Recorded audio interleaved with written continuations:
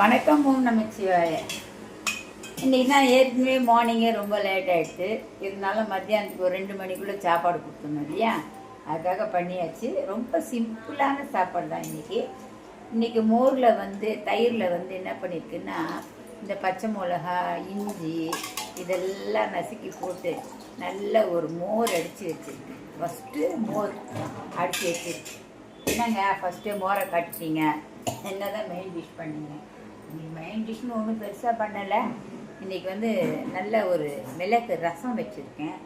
இந்த மிளகு ரசத்துக்கு தொட்டுக்கிறதுக்கு எதாவது பண்ணணும்ல.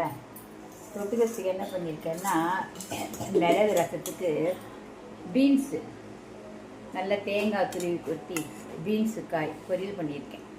அப்போ மிளகு ரசம் சாதம், பீன்ஸு பொரியல் சாப்பிட்லாம். அடுத்தது மோர் சாதத்துக்கு எதாவது வேணுங்க தொட்டுக்கிறதுக்கு. மோர் சாதம் எப்படி சாப்பிட முடியும்? அப்படியே சாப்பிட முடியாது. காத்தால் நான் உங்களுக்கு அந்த முள்ளங்கி குழம்பு காட்டினேன் இல்லையா, அதில் இருக்கிற கிரேவியெல்லாம் என்ன ஆகிடுச்சுன்னா காலி ஆகிடுச்சு.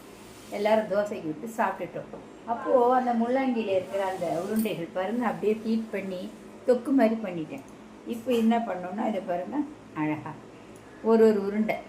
அப்போ மோர் சாதத்துக்கு இது ரொம்ப டேஸ்ட்டாக இருக்கும். பசங்கள்லாம் விரும்பி சாப்பிடுவாங்க மோர் சாப்பாட்டு.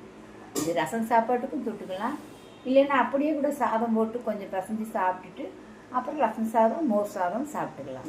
ஸோ இன்றைக்கி லீவு நாளாக இருக்கிறதுனால ரசம் மோர் மெயினாக வச்சுருக்கேன். மற்ற நாளில் ரசம் மோர் வைக்க முடியதில்லை. ஏன்னா டிஃபன் கேரியரில் கட்டும்போது ரசம் சாதம் மோரெல்லாம் வச்சோன்னா ரசம்லாம் விழுந்துடும், ஒரு மாதிரி ஆகிடும், மோர் தழும்பும், கொண்டு போகிறதுக்கு கஷ்டமாக இருக்குது. அதனால் எப்போவுமே நம்ம சாம்பார், காரக்குழம்பு, அப்புறம் கீரை கூட்டு, வேறு ஏதாவது கூட்டு, இந்த மாதிரி இல்லைன்னா லெமன் ரைஸு அந்த மாதிரிலாம் நம்ம கட்டுறோம்.